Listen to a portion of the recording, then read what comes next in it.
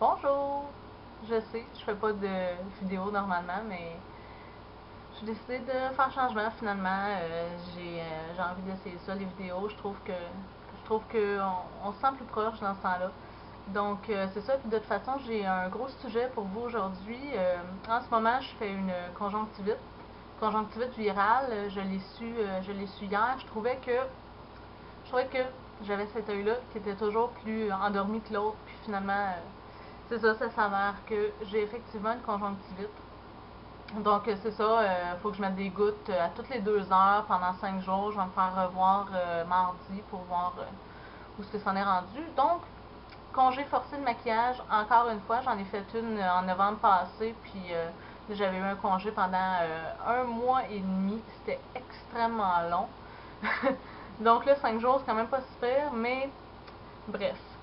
C'est qu'en fait, j'ai cherché sur Internet des techniques pour désinfecter le maquillage, désinfecter les pinceaux. OK, tout le monde connaît, tout le monde sait comment désinfecter des pinceaux, mais désinfecter plus les crayons, les ombres à paupières, tout ça, parce que, ben c'est ça, j'ai pas envie de jeter tout mon maquillage parce que l'ophtalmo me disait que je devrais jeter tout mon maquillage, donc j'ai eu peur, puis je me suis dit, je vais trouver sur Internet. Bref, c'est ça, j'ai trouvé certaines techniques, je voulais vous les faire partager parce que c'est quand même important de ne pas avoir de bactéries dans toutes nos choses.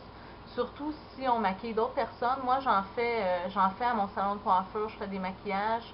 Donc, c'est important de bien désinfecter tout. C'est sûr que déjà à la base, moi, je le faisais pour mes clientes parce que je ne veux pas les infecter les unes les autres. Donc, c'est toujours important de bien désinfecter son pinceau. Ça, je vais passer très vite parce que de toute façon, il y a des vidéos à la tonne sur Internet. Mais dans le fond, moi, j'ai acheté, c'est dans une, là, en ce moment, c'est dans une bouteille Les Oitiers. Mais parce que le Les Oitiers est vraiment pas donné, mais j'aimais beaucoup la petite bouteille. Donc, j'ai acheté le MAC, je l'ai transvidé dedans. Puis à chaque fois que je me maquille, dans le fond, quand j'ai fini, 2, 3 petits coups sur un linge, puis aussi simple que ça. Puis après ça, c'est de nettoyer les pinceaux une fois par semaine avec shampoing pour bébé. Simple comme ça. Donc, l'autre chose importante à désinfecter, les crayons.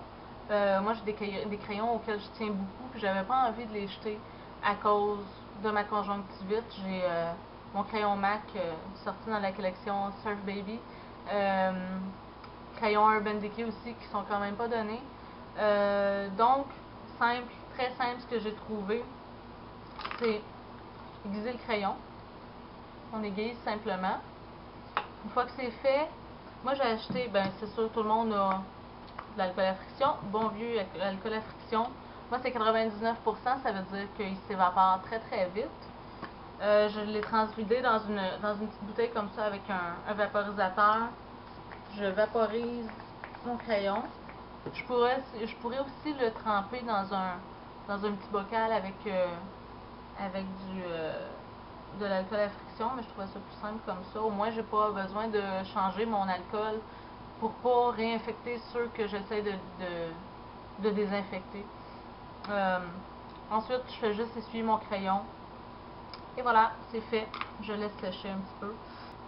L'autre chose importante à désinfecter, c'est les ombres à paupières, parce que, veux pas, on met un petit peu d'ombre à paupières sur la paupière, après ça, on va rejouer, donc c'est sûr qu'il y a une transmission de bactéries à quelque part.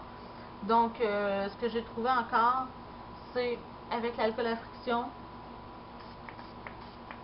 un tout petit peu, puis on laisse sécher, ça affecte pas du tout la texture des ombres, puis ça va désinfecter très vite, puis de toute façon, l'alcool à friction s'évapore très rapidement, donc très intéressant à faire.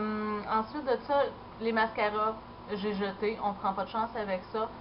Puis je trouvais ça un petit peu triste parce que je venais tout juste d'en acheter un que j'avais utilisé une fois. Donc je l'ai jeté.